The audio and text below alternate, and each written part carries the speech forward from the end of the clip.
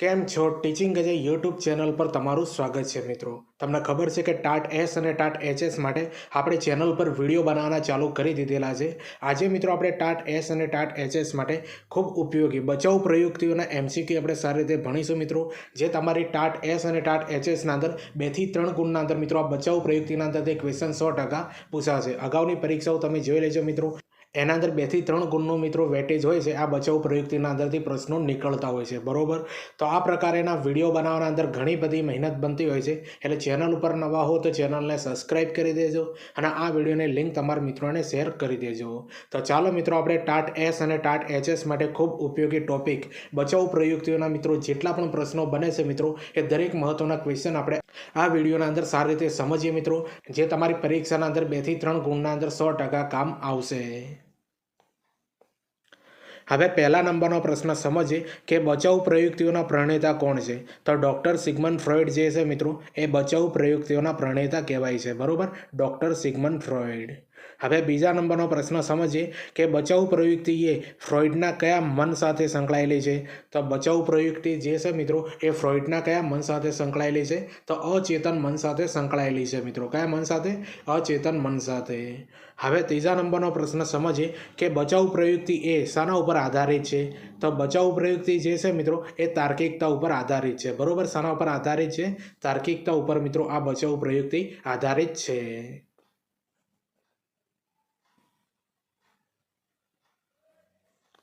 હવે ચોથા નંબરનો પ્રશ્ન સમજીને ખૂબ ઇમ્પોર્ટન્ટ ક્વેશ્ચન છે મિત્રો કે બચાવ પ્રયુક્તિના કાર્યો કયા છે।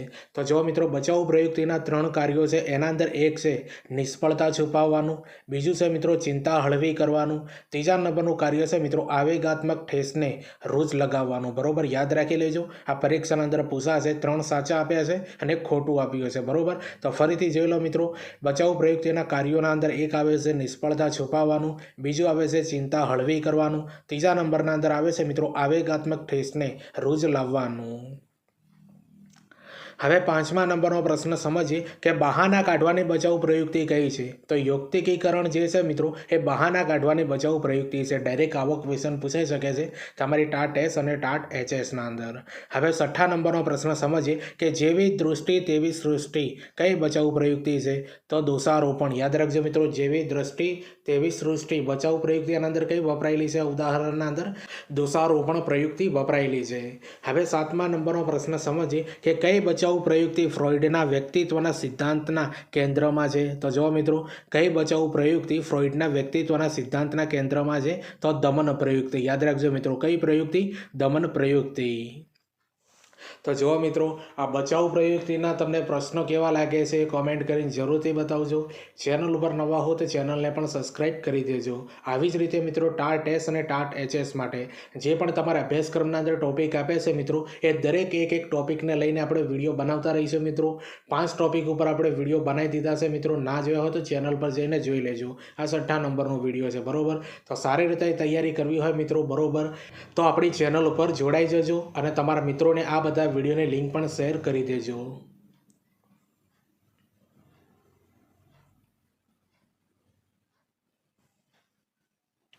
હવે 8મા નંબરનો પ્રશ્ન સમજીએ કે વ્યક્તિ દિવસે ખુલ્લી આંખે વિચારો કે તરંગોમાં નાચે તેને કઈ બચાવ પ્રયુક્તિ કહેવાય છે। તો આને મિત્રો દિવા સ્વપ્ન કહેવામાં આવે છે બરોબર।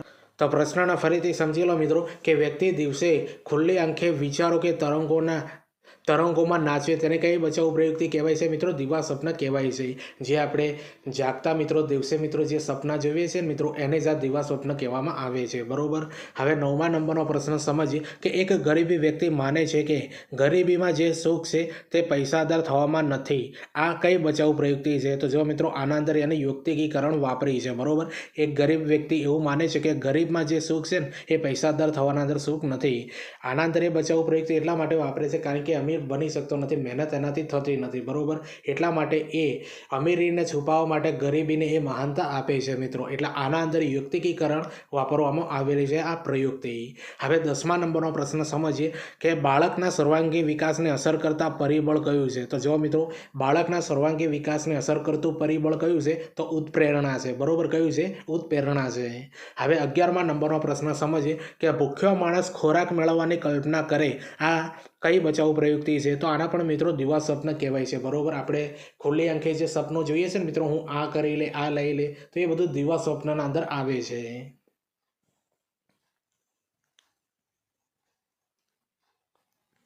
હવે 12મા નંબરનો પ્રશ્ન સમજીએ કે આચાર્યના વર્તનથી દુભાયેલા વિદ્યાર્થીઓ આંદોલન કરે, તોડફોડ કરે, આ કઈ બચાવ પ્રયુક્તિ છે? તો જો મિત્રો, આચાર્યના વર્તનથી દુભાયેલા વિદ્યાર્થીઓ આંદોલન કરે છે અને તોડફોડ કરે છે, તો આ કઈ બચાવ પ્રયુક્તિ કહેવાય છે? તો મિત્રો, આને આક્રમકતા કહેવાય છે.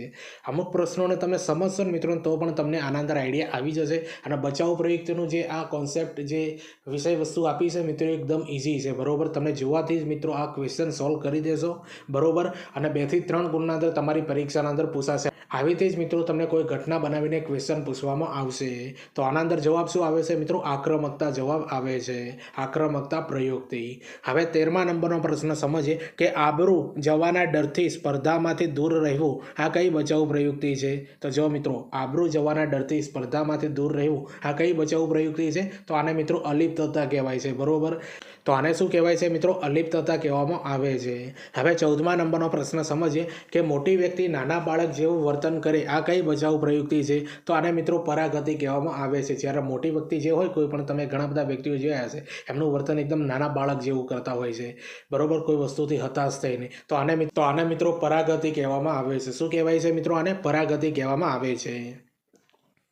હવે 15મા નંબરનો પ્રશ્ન સમજીએ કે શિક્ષક શાળામાં મોડા પહોંચ્યા માટે ટ્રાફિકનો દોષ કાઢે છે, કઈ બચાવ પ્રયુક્તિ કહેવાય? તો મિત્રો, આને પ્રક્ષેપણ કહેવાય છે, બરોબર. શિક્ષક શાળામાં મોડા પહોંચ્યા માટે ટ્રાફિકનો દોષ કાઢે છે, તો આના અંદર મિત્રો પ્રક્ષેપણ પ્રવૃત્તિ કહેવાય છે, બરોબર. ભૂલ હોય પોતાની, પણ બીજાના ઉપર આપણે ઠાલવીએ ને મિત્રો, આને કહેવાય છે પ્રક્ષેપણ પ્રવૃત્તિ, બરોબર. આપણે પરીક્ષાના અંદર ફેલ થવાથી જે શિક્ષકનો વાંક કાઢીએ છીએ, એને પણ મિત્રો પ્રક્ષેપણ પ્રવૃત્તિ જ કહેવાય છે. તો આવા બધા ઉદાહરણો પૂછાશે મિત્રો તમારી પરીક્ષાના અંદર. હવે 16મા નંબરનો પ્રશ્ન સમજીએ કે દેખાડાના દાંત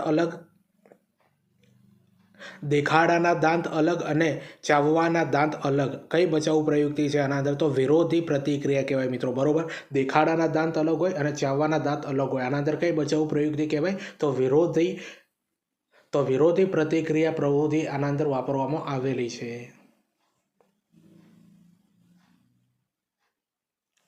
હવે 17મા નંબરનો પ્રશ્ન સમજીએ કે કઈ બચાવ પ્રયુક્તિથી વ્યક્તિ અને સમાજને લાભ થાય છે? તો ઉદ્દીકરણ જે પ્રયુક્તિ જે છે મિત્રો, એના લીધે વ્યક્તિને પણ લાભ થતો હોય છે અને સમાજને પણ લાભ થતો હોય છે. હવે 18મા નંબરનો પ્રશ્ન સમજીએ કે દુઃખી વ્યક્તિને જોઈને દુઃખની લાગણી અનુભવવી, આ કઈ બચાવ પ્રયુક્તિ છે? તો મિત્રો, આને તાદાત્મ્ય કહેવાય છે, બરોબર. તો આને શું કહેવાય છે મિત્રો? તાદાત્મ્ય કહેવાય છે. દુઃખી વ્યક્તિને જોઈને દુઃખની લાગણી અનુભવવી, બરોબર, પોતાના ઉપર લઈ લેવું, એને તાદાત્મ્ય કહેવાય છે. હવે 19મા નંબરનો પ્રશ્ન સમજીએ કે હું ડૉક્ટર ના બન્યો તો કંઈ નહીં, પરંતુ મારા દીકરાને ડૉક્ટર બનાવીશ, આ કઈ બચાવ પ્રયુક્તિ છે? તો મિત્રો, આને પરોક્ષ ક્ષતિપૂર્તિ કહેવામાં આવે છે, બરોબર. શું કહેવાય છે મિત્રો? આને પરોક્ષ ક્ષતિપૂર્તિ કહેવામાં આવે છે. હવે મિત્રો જો, આના અંદર 2 ક્ષતિપૂર્તિ આવે છે. એક આવે છે પરોક્ષ ક્ષતિપૂર્તિ અને એક આવે છે મિત્રો પ્રત્યક્ષ ક્ષતિપૂર્તિ, બરોબર. આ બંનેનો મિત્રો ભેદ હું આગળના ક્વેશ્ચન અંદર સમજાવી દઈ અને એનાથી ક્વેશ્ચન 100% આવશે, બરોબર. હવે 20મા નંબરનો પ્રશ્ન સમજીએ કે બચાવ પ્રયુક્તિ વ્યક્તિત્વના કયા વિભાગ સાથે સંકળાયેલી છે? તો બચાવ પ્રયુક્તિ જે છે મિત્રો, એ વ્યક્તિત્વના કયા વિભાગ સાથે સંકળાયેલું છે? ઈગો સાથે સંકળાયેલી છે. શાના સાથે? ઈગો સાથે. હવે 21મા નંબરનો પ્રશ્ન આપણે સમજીએ કે પડ્યા ત્યારે નમસ્કાર, એ કઈ બચાવ પ્રયુક્તિની કહેવત કહેવાય છે? તો યુક્તિકીકરણ આને કહેવાય છે મિત્રો, બરોબર. પડ્યા ત્યારે નમસ્કાર, એ કઈ બચાવ પ્રયુક્તિની કહેવત કહેવાય છે? યુક્તિકીકરણ, બરોબર. તો જુઓ મિત્રો, આ બધા ક્વેશ્ચનનું લેવલ તમને કેવું લાગે છે? બચાવ પ્રયુક્તિનો જે આ ટોપિક છે, એના અંદરથી 2 થી 3 ગુણનું તમારી પરીક્ષાના અંદર પૂછાશે. અને આ બધા પ્રશ્નોનું લેવલ તમને કેવું લાગે છે મિત્રો, એ કોમેન્ટ કરીને જરૂરથી બતાવજો. ચેનલ ઉપર નવા હો તો ચેનલને પણ સબસ્ક્રાઈબ કરી દેજો. હવે તમારા માટે મિત્રો મહત્ત્વની બાબત એ છે કે ટીચિંગ અજય કરીને ટેલિગ્રામ અને ઇન્સ્ટાગ્રામ બંનેના અંદર એકાઉન્ટ પેજ બનાવેલું છે. બંનેની લિંક મિત્રો આ વિડીયોને ડિસ્ક્રિપ્શન અંદર આપી દે, ત્યાં જઈ સૌ પ્રથમ એને મિત્રો ફોલો કરી દો, કારણ કે એજ્યુકેશન અપડેટ માટે તમને 100% કામ આવશે. અને બીજું મિત્રો જે ટાટ એસ ને ટાટ એચએસ માટે જે મહત્ત્વના વિડીયો બનાવું છો મિત્રો એની લિંક પણ એના અંદર મળી રહેશે અને બીજું આવનારી ભરતીઓની પોસ્ટ પણ અપલોડ કરવામાં આવશે બરાબર. કઈ ભરતી પડી છે, ફોર્મ ક્યારે ભરાશે બરાબર, રિઝલ્ટ કયું આવી છે, કોલ લેટર ક્યારે નીકળશે, આ બધી બાબત મિત્રો બંને એજ્યુકેશન પેજ ઉપર જોવા મળશે. બંનેને જઈને સૌપ્રથમ ફોલો કરી દેજો. અને હા, ઇન્સ્ટાગ્રામ ઉપર મિત્રો આપણે ટાટ એસ અને ટાટ એચએસને લગતા જે અભ્યાસક્રમના અંદર જે ટોપિક આપ્યા છે એને લગતી મિત્રો રીલ્સ બનાવીએ છીએ બરાબર. એ રીલ્સ બધી જોજો મિત્રો, તમને 2-3 ગુણના અંદર 100% કામ આવશે બરાબર. અને એ રીલ્સ તમારા મિત્રોને પણ શેર કરી દેજો અને આ બંને એકાઉન્ટને ફોલો કરી દેજો.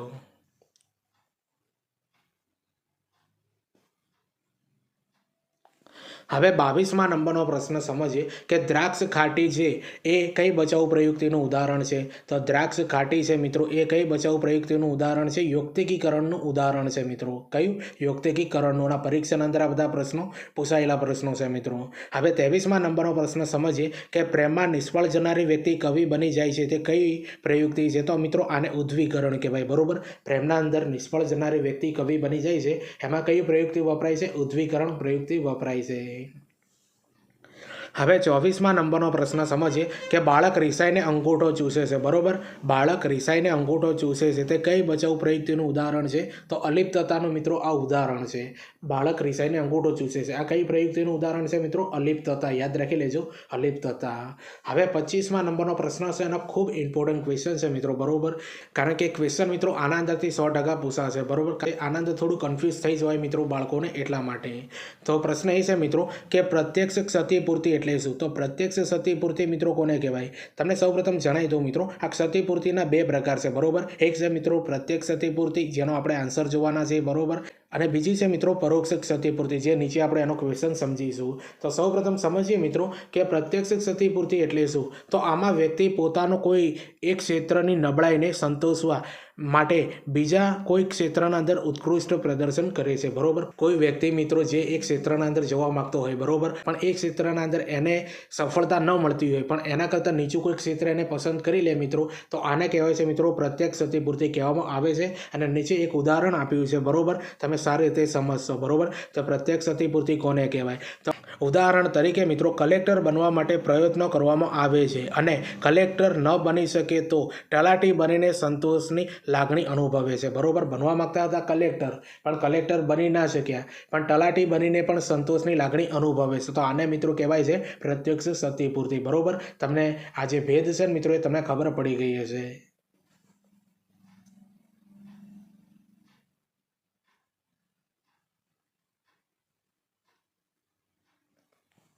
ઉપરના ક્વેશ્ચનના અંદર આપણે પરોક્ષની સમજૂતી મળવી મિત્રો. હવે 26મા નંબરનો ક્વેશ્ચન એ છે મિત્રો કે પરોક્ષ ક્ષતિપૂર્તિ કોને કહેવાય છે? તો જો મિત્રો આ પરોક્ષ ક્ષતિપૂર્તિ એને કહેવાય છે મિત્રો કે આમાં વ્યક્તિ પોતાની નબળાઈઓને અન્ય વ્યક્તિ દ્વારા પરિપૂર્ણ કરવાનો પ્રયત્ન કરે છે બરોબર. પોતે ના કરી શકે પણ બીજાના જોડે મિત્રો એ વસ્તુ કરાવીને મિત્રો એ ખુશી મેળવતા હોય છે. દાખલા તરીકે ઉદાહરણ તરીકે અહીંયા એક વસ્તુ આપી છે મિત્રો, તમે જાણી લો ઉદાહરણ બરોબર. તમને સારી રીતે ખબર પડશે કે પરોક્ષ ક્ષતિપૂર્તિ કોને કહેવાય. ઉદાહરણ તરીકે એ છે મિત્રો કે પોતે ડૉક્ટર ન બની શકનાર પિતા પોતાના પુત્રને ડૉક્ટર બનાવવાની આત્મસંતોષ અનુભવે છે બરોબર.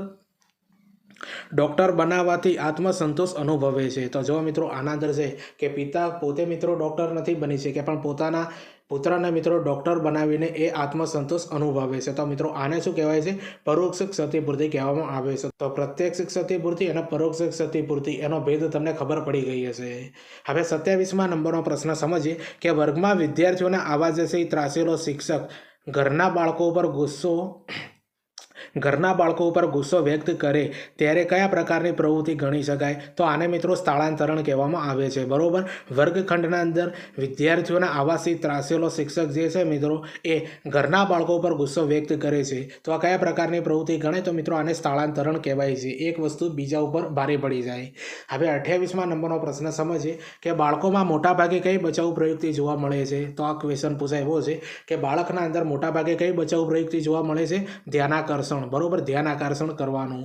તમને ખબર હશે મિત્રો કે બાળક જ્યારે કોઈ એનો ધ્યાન ના આપતું હોય તો એના માટે અલગ અલગ પ્રવૃત્તિઓ કરતો હોય કે એ બાળક મિત્રો અલગ અલગ પ્રવૃત્તિ કરે બરોબર, જીદ કરતો હોય છે કે જેથી કરીને એના મા બાપ કે અથવા કોઈ પણ વ્યક્તિ એના પર ધ્યાન કેન્દ્રિત કરે એટલા માટે બરોબર. તો એટલા માટે મિત્રો બાળકોના અંદર મોટાભાગે કઈ બચાવ પ્રયુક્તિ જોવા મળે છે? ધ્યાનાકર્ષણને જોવા મળે છે. તો જો મિત્રો આ બધા ક્વેશ્ચનનું લેવલ તમને કેવું લાગ્યું એ કોમેન્ટ કરીને જરૂરથી બતાવજો. ચેનલ ઉપર નવા હો તો ચેનલને પણ સબસ્ક્રાઈબ કરી દેજો. હવે તમારા માટે મહત્ત્વની બાબત એ છે મિત્રો, ટાટ એસ ને ટાટ એચએસ માટે આપણે એક મસ્ત પ્લેલિસ્ટ બનાવી છે મિત્રો, જેના અંદર આ વિડીયો સાથે 6 વિડીયો થશે અપલોડ કરેલા, બરોબર, જે ખૂબ જ ઇમ્પોર્ટન્ટ છે મિત્રો. અને તમારી ટાટ એસ ને ટાટ એચએસના અંદર જે અભ્યાસક્રમ આપેલો છે મિત્રો, એને લગતા જ મિત્રો ટોપિકના આપણે વિડીયો બનાવેલા છે, બરોબર. ચેનલ પર જઈને પણ આખું પ્લેલિસ્ટ તમે જોઈ શકો છો, અથવા આ વિડીયોની ડિસ્ક્રિપ્શન અંદર આખું પ્લેલિસ્ટ આપી હતી, ત્યાંથી એ બધા વિડીયો તમે જુઓ, તમારા મિત્રોને શેર કરી દેજો.